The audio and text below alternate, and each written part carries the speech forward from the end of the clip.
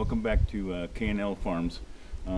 Back on the building, the addition to the main barn. I was going to go over some of the stuff, but I'm up to that point.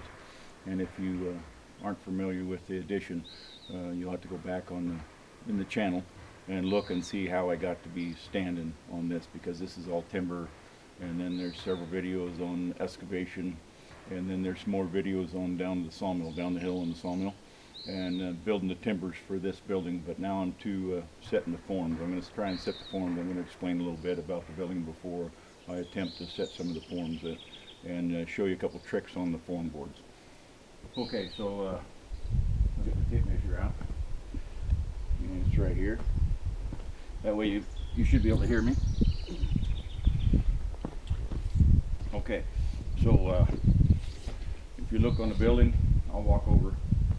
Corner of the building, this new building is going to be a 20 by 20 building addition onto it. This is going to be 5.5 inch slab. I'll have to do some packing, and then I'll put a barrier vapor down, and then I'll rebar it. For the concrete or the cement, I don't know if I'm going to do rebar and fiber form yet, but I know that I'm going to do rebar. It's over there, and I'll show you as we go along. But this is the first setting of these, and this is how I start setting out my building. I know approximately where it's going to be at and where the features are going to be at, but I was going to show you some. Okay, so first of all, and pre-existing sewer, pre-existing vent for the restroom that's right behind here. So I'm gonna, my sink, this building will have a sink. Sink will be right here. I don't know where stove or refrigerator is going to go yet, but I know that the vent from here is going to go up. The vent for that sink is going to go up and tag into that vent, and then from that vent, we're in a really heavy snow area. So if you vent, you see how that vent's broke. What happened is that snow came off the top of that roof that had a 90, had to be 18 inches away from that eave. Had a 90, went up, and the snow took it right off. So I'm going to land that in the peak of this next building. There'll be a peak, and I'll show you how to do it. But there'll be a peak on this roof tying into that. So this end is the end that you're on will actually be the dormer end. There'll be a dormer up here. Okay, so then I know also this is going to be the door. Approximate distance of the door. The center of the door will be right there. I know that on this corner is where I'll probably put a bed in. This corner, there'll be a wood stove. The wood stove will come up. Now, if the wood stove came up, straight pipe right through the end of that eave end, not the dormer end, the eave end, it'll take it off just like it took that vent off. So it'll come up, it'll 90 out, and it'll poke out this end of the dormer so that you don't get the snow rake. The snow, when the snow comes off, it won't take the chimney off. I don't know if it's in the shot or not, but it's not in the shot. That pre-existing building's got a wood stove in it. It's got a chimney sticking out on the other end, and I've never had any problems with the snow. Okay, so that one trick I was going to show you, actually probably more than one, but went to the store, any hardware store, any box store, anywhere you want to go. You get greater than an 8-footer. I'm sorry, greater than a 10-footer. That's a 20-foot piece. Remember, that building's going to be 20 by 20. So back in my younger day, I would go buy 3 20-foot boards. I would have screwed these together already, and then I would pour this floor, and I would think to myself after I'm done, why am I 20 feet 1 inch and 1/16? Because these boards that you purchase do not come to length. So you're going to get 18s, 14s, 16s, whatever you're getting. Go back and measure and make sure that if you want the exact dimension that you want, that you measure these. And I'm going to show you a witness mark. All these boards currently have a witness mark I took care of already, and I'll show you. I don't know if you can see it or not. Store-bought board. The store-bought board is 20 feet, 1 inch, and 1/16. Now everything greater than 20 feet, they're not going to come 20 feet to length. But everything greater than 20 feet can be random. That long can be almost 22 inches long. It could be 1 3/8 long. It could be 1 5/8 long. It doesn't matter, as long as you realize when you go to the store and you start building, it's not going to be 20 feet. You got to go back and measure it. And I want this building to be 20 by 20. Now there's going to be a couple more tricks involved in it as I pour the footer, and I'm not doing a monolithic pour. Monolithic pour means you have a stem wall over here, stem wall, build your building, and then pour the floor. No, I'm going to pour it all at once, all rebarred, all at one pour. I call it a California pour.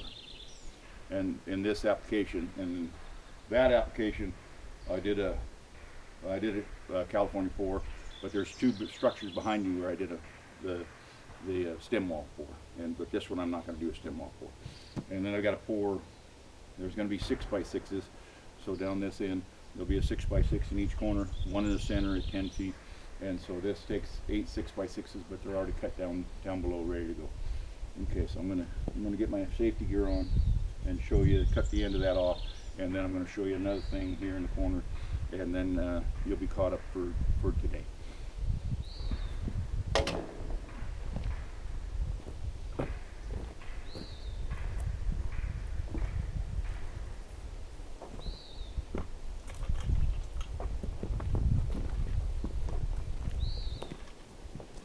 Just a standard skill saw, but I'll tell you a little bit about the skill saw here in just a minute. But standard skill saw. Now I used to, back when I got started, everybody had the worm drive. That was an 1.25 inch worm drive, and the older I got, the heavier that worm drive got. So the other saw I had before I burned another one up. This is like the third or fourth one. I had a 5.5 inch. Now each saw has its application, and this saw I use, so we're going to grow. We're going to go up 8 feet, put some rafters. You're up on the top. If you try and pack that 1.25 inch worm drive up a ladder to make a cut, you're having a long day. But if you have just that's a 6 inch, 5.5, smaller, not a plywood saw, but a smaller skill saw, then it makes it better. I use a hearing protection when I'm on the saw. I use a set of earmuffs. When I'm out in the field, I just use a set of regular standard earplugs. I wear a pair of impact resistant glasses. They're not impact proof, they're resistant, but sunglasses, mine usually are impact resistant. And the trick is, I want this cut to be fairly flat, fairly smooth. So instead of just freehanding it, the easiest way is just grab it and go. You take a square, hold the square so the square is a straight edge. Come up against the mark, find my mark, and then I cut it after that.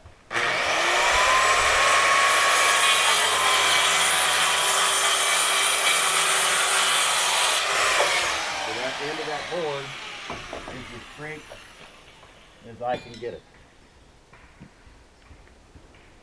Then, so I know that board is 20 feet long, and then my frame is going to be 20 feet wide now. Now length, I don't cut my length to true. I cut it, I don't know if you can see it, but this board is from the store. It's an 1.16 inch long.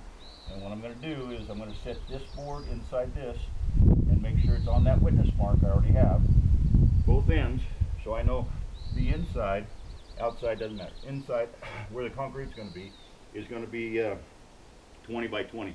But I leave these boards wild, so that I have enough material. I have an inch material now to run and I run a deck screw. I run a deck screw on my forms.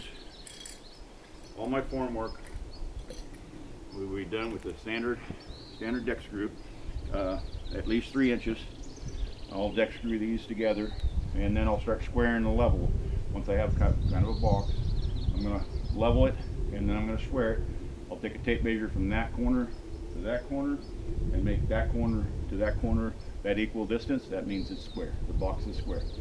Okay, and then I'll take a deck screw, and the reason for the deck screw is so big form, truck comes in, pour it, let it sit a couple days, break the forms off, and I don't want to throw this board away.